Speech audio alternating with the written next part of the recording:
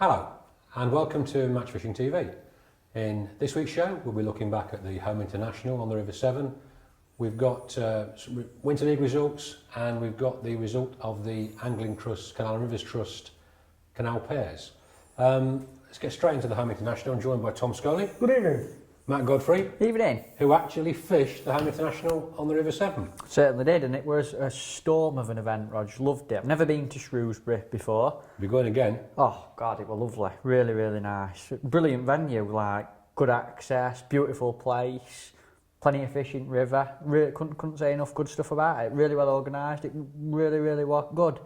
The fishing were brilliant. Obviously, it was international rules, being the Home International, so 30 metre pole limit, no feeder fishing, which made it great because I love that sort of fishing personally, and I know a lot of England boys do. And it fished really well. There were loads of roach to catch on bloodworm on the pole. I saw the Saturday results. You caught some stonkers, didn't you? Oh God, honestly, not just saying it, but that I had a roach on the first day. It were £2.7.5, weighed it separate. And from like a bit of a soppy point of view, for me, it was like a really special fish because I love roach. But I've never seen a £2-pounder in my life before. And I hooked this fish, I hooked it about 10 minutes into the match and I thought, it's got to be a big perch. Then I thought it must be a chub. Come up, and I won't tell you what I said. But I turned around to Paul Bick and that behind me and I was like, that's roach. And netted it, it was just massive. The nice thing about that is that there, you know it's a roach. He's not going to be a hybrid. Yeah. You know, there's an awful lot of these £2 roach that get reported, you know, in the national weeklies. I mean, I remember when I worked on the Angling Times, we sent out on some wild goose chases that all turned out to be roach bream hybrids or roach rudd hybrids.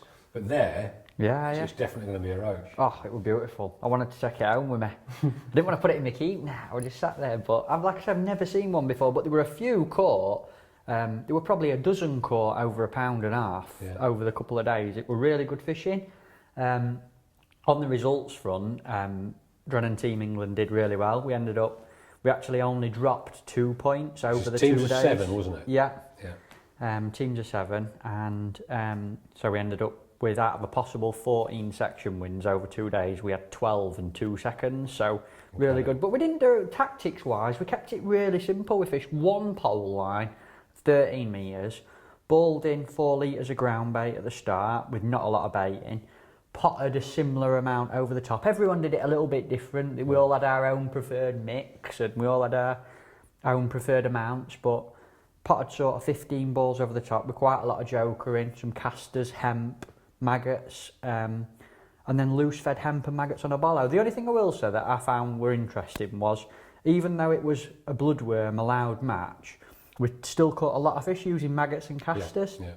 So that were interesting. But then Wales was second. I think they drew with Scotland on points but beat them on section count back. They had a great team out Wales. They recruited some locals as well for it. Speedy and obviously Darren Frost, who did brilliantly individually. He was the one of the only boys who was wanting the England team to win his section both days. So really, he took 2 points off us. He was the only person who took points off him then. But it was good, really good, Darren. I mean, I know he helped a few of our boys out, and he come and told me what certain pegs were like and that. It was really good, really friendly atmosphere, really enjoyable. It is a hell of a venue. It really is. You can understand why Dave Harrell lived there for all those years. You know, on your doorstep. Especially this time of year. You know, autumn. A lot of the weeds died back. Decent pace on it. Yeah, some lovely runners and joggers up behind you as well. Yeah, I must say. Got told off Mark Downs for having a look every now and again. Funnily, I've got to tell you a story about Mark Downs on the Severn actually. Many years ago, he caught, I think it was a £2.6 roach in a match, and in the office the following week, Des Taylor was there, and Mark mentioned it caught a £2.6 roach, and Des said, "Oh, you must have been absolutely made up." He said, "That's a fish of a lifetime, that." And Mark said, "I wished it had been a £2.8 chub. I lost the match by an ounce." Some of the things about jugglers say. Brilliant. No, but on an individual front, my teammate James Dent won it individually. He had 2 section wins and pipped me on weight. I ended up in second place, but he did really well. He had a barbel on the second day, £6 on his bloodworm rig. So to get that out on that light gear just shows how strong kit is these days. I know that he got up and walked like halfway between him and next angler, and then he went the other way. Yeah. And it only took him about 10 minutes. It's all right in saying all these nice things. They should have had him on phone after the match to me. Can't believe it, beat him by a barbel. I never said that. No, great. And Will Rayson was third. Yeah.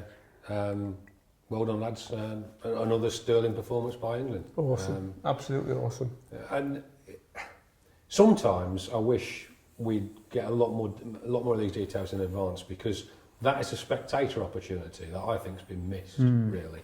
Apart from the joggers, obviously, who were more than welcome. That's the sort of match where you can get close enough to be able to see what's going on. Definitely. Superb fishing match. Well done, England. And well done, Denty, on your big barbel.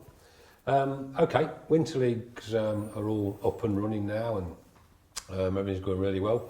And Tunnel Barn Farm just had the first round of their Winter League. This fished really well. This is actually a teams of 4 Winter League, this one. It's not the Angling Trust one. It's just a bit of a slightly smaller one. But it has attracted an awful lot of teams this year, 26 teams, 104 anglers, which I think is a record for them. It's a brilliant winter commercial league, that, isn't it? 104 awesome. Anglers. It's awesome. No surprise to see who the winning teams were on the day. They do really well at the venue. They were Matt Bait Tech, which included Sean Little, Aidan Mansfield, Mark Malin, and they had a guest this round, and Andy Bennett, so you don't get much. Who's that? Never heard Andy of him. Bennett? Never heard of him. They won it on the first round with 92 points. There was about sort of 15 points in front of second. There were Rugeley Miners, they had 79 points, and Ridgemere Elite were third. But top individual is a man who's no stranger to success at Tunnel either, and that was Paul Holland. He had £134 from Canal Pool Peg 3. Andy Bailey was second from Canal Pool Peg 8, he had £108. And Aidan Mansfield was third with £104 from Newpool. But I'll tell you what's interesting about what's been going on at Tunnel lately. They've actually stocked a lot of new F1s, but they're a slightly different strain to normal F1s. They're called Ghost F1s. Not for Halloween, is it? I think it was. I think it was a special feature. Right. But they fed really well in all the lakes. We're talking to Joe. These are the ones that only went in the last week or so? Yeah. And they really figured highly in the weights. So. I saw that on Facebook, and somebody put the caption as if there's not enough fish already. They're beautiful little fish, aren't they? Yeah. Like, they look lovely. Very, very high. Yeah. Very stocky fish. Back. Yeah. I think they've put them in at a sensible size, though. A lot of venues seem to stock F1s at sort of 3-4 ounce, and for a couple of years they were a nuisance. But Tunnel seems to have it about right. But they'll not be cheap. No. Those will be expensive stockfish coming there, but it's obviously made a good venue even better. I mean, the thing that we know with Tunnel, though, you mentioned the cost of it. They do very, very well through the year. I mean, we have a lot of our events there, and the thing is, they always seem to sell out before other venues. People want to fish at Tunnel Barn Farm for some reason. People are willing to travel. It's just very, very popular. So I think, to see them reinvesting in fish like that is a good move for the business, really. Yeah. Okay, moving on. It was the final round, or the final qualifier for RiverFest at the weekend. And the joggers obviously didn't upset Downsy too much, because he did quite well, didn't he? He certainly did. All I can say is he's had a few days away with young guns, and we've put him right. He's gone away on Sunday, and he's put into practice what we've showed him for the last few days, and he's ended up winning the match. So he won with £11 exactly. He caught some small fish on bread punch to start with, some little roach. Then he's caught a few fish on chopped worms. Still got it. And finished off fishing a waggler. He likes a busy match, Mark, doesn't he? Yeah, he always, I know, obviously, he's obviously managed the team, and he's always getting you to try different stuff and that, and it sounds like he's had a busy match himself, doing a bit of everything. Second place was Rob Brooks with £9.6, and third John Urita with 9.3. And the qualifiers on the day was Mark, Ed Warren and Simon Fry. So 3 big names there for the RiverFest final. Absolutely. Excellent. So well done, Downsy. Yeah, showed you still got it. Okay, and just briefly in the first half of the show, it was the Angling Trust Canal and Rivers Trust final. It was. Pairs final. The weekend. It was. I've had a little bit of difficulty getting hold of some information about this, but I know the Angling Trust will probably send a detailed press release later in the week. But the winning pair were no stranger to success on Narrow Canal, certainly, and that was Simon Nicholas and Simon Dudley. They won the final, picked up over £2,000 for it, It's a great competition, because qualifiers are obviously held all over, really, and Irish heats as well. I was actually one of the Irish pairs finished 4th. Yes. First time they'd ever seen the venue. Yeah, they did very well. And, you know, it looked like it proved to be a great match. They both had around about £10 in weight, Simon and Simon, but it was a points match, and they won with, I think, about sort of 10 points clear a second, so did really well. Brilliant. Excellent. So well done, guys. Okay, we're going to take a short break, and we're back to you when you've made the tea.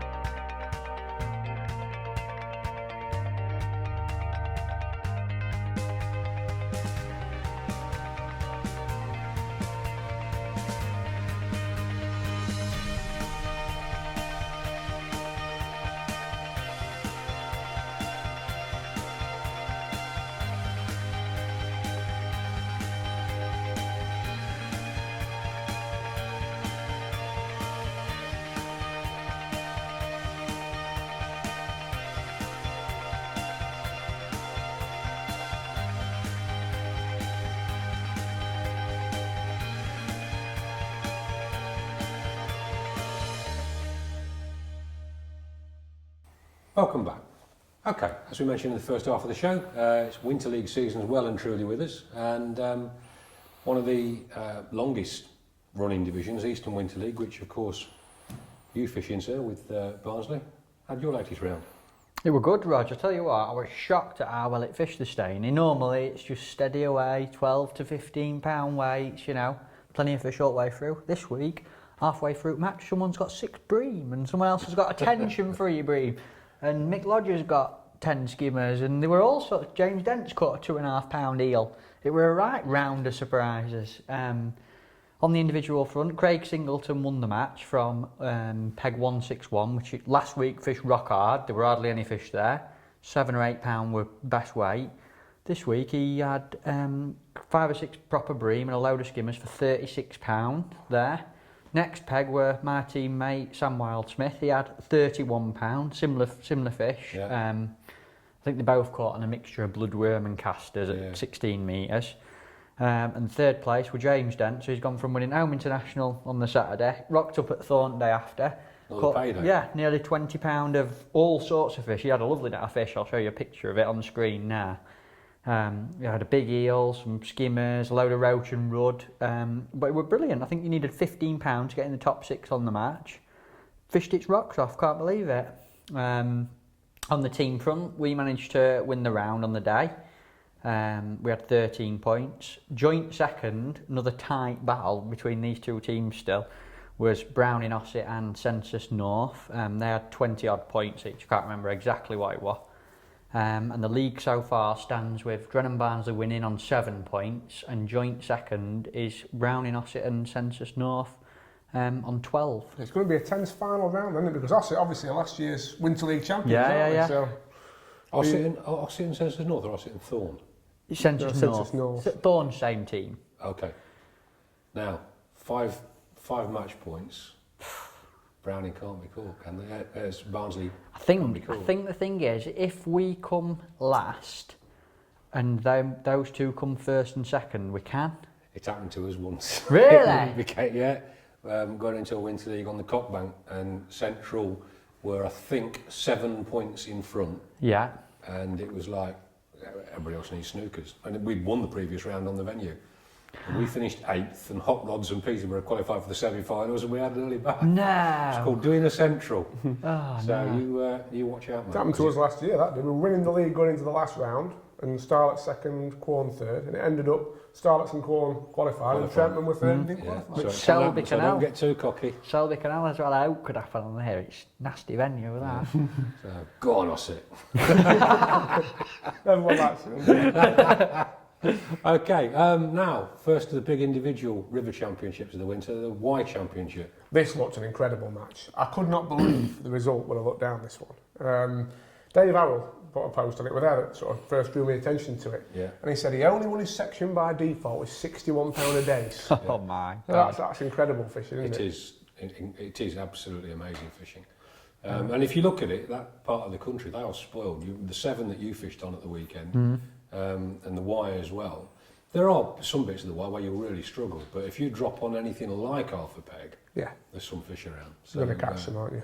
Who won it? Pete Golding won it at £125 6 ounce. He drew below the railway bridge at Iron, I think it's pronounced, E-I-G-N, I think it's Iron.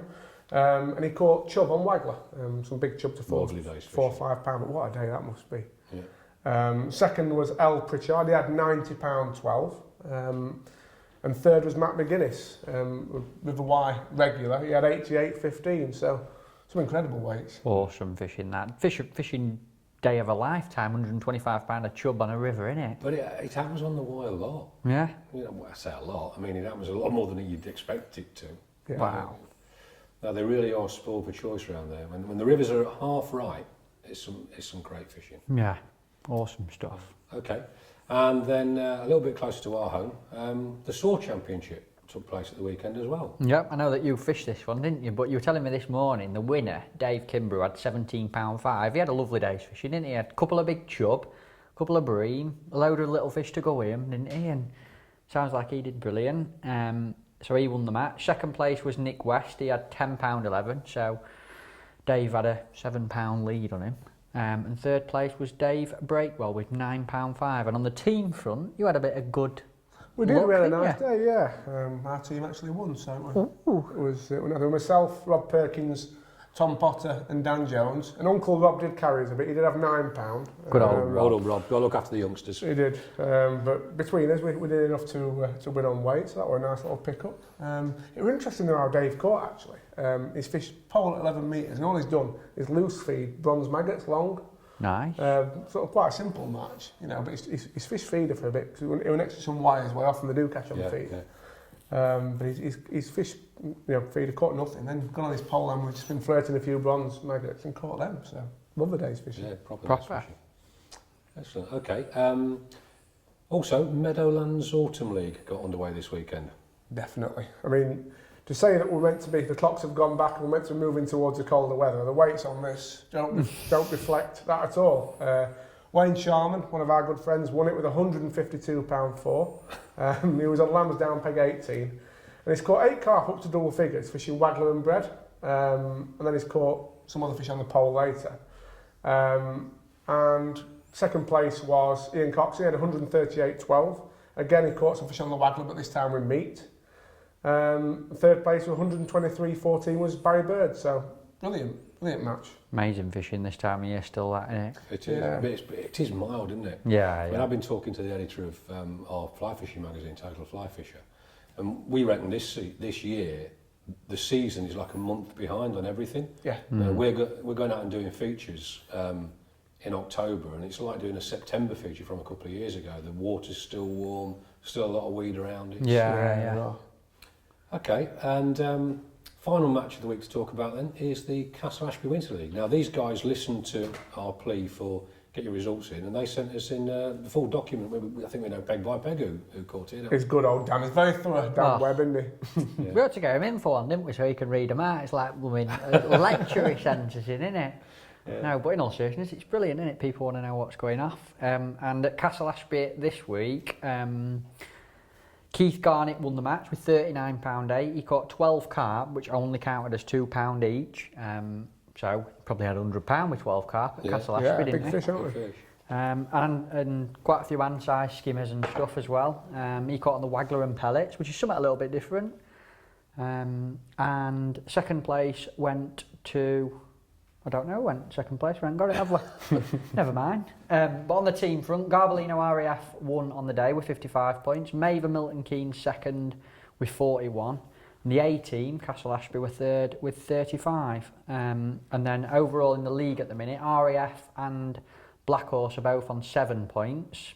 Browning Northants are on 8 and Milton Keynes third on 11. So it's close there. Close league, yeah. Teams are 9, and it's... I think you mentioned that the teams are set up because of the number of lakes that they've got and the way the pegging works out. Teams are 9 suits it really well. Yeah, I've just looked through, because I know Dan will tell us off if we don't get it. What he's done is given us the winner of each of the lakes, you see there. Ah, so, right. Keith Garrett won Grendon, as you said, with 39.8, which were 12 carp. Ian Smith and Andy Johnson tied on Scotland Pond with £14.15. That was Roach and Rudd on casters mainly, but Andy did have a tench. And on Brickyard Lake, Ian Pretty won that with 35-12, so... Nice fishing. I've just said earlier when we were doing them, I've never been to Castle Ashby, and it's only 15, Just 20 on the minutes. road, Isn't it? yeah. Well, it's a bit more than 20 minutes, but certainly within half an hour you could be wetting the key net, yeah. We'll have to go and have a go, aren't we? Yeah, going off each of there. Next couple of weeks. Estate lakes, aren't they, apparently? Big estate lakes. Before we go, I've got a funny story for you. Go on. Regular viewers will have probably overheard the fact that we're working on the book of Snide Rumours and Dirty Lies, publication pre-Christmas. And last week we sent out an email to everybody on our database, you know, pre-order. It's going to be $19.99 when the book comes out, but pre-order now, $14.99, and save money. And the very first order, and this is his claim to fame actually, the very first order we got through came within 2 minutes of the email having been sent out, was from Steve Pope in Abington. And Steve's previous claim to fame was that he was actually once mentioned in Snide Rumours by David Hall. And he was mentioned, I remember it said Steve Pope, an angler of little consequence. But anyway, so Steve was, I want a copy of this, banged it straight in, next day delivery. He's paid £8 for next day delivery on a book that's not been printed yet. So well done, Steve. I'll bring it to you personally. We'll see you next week.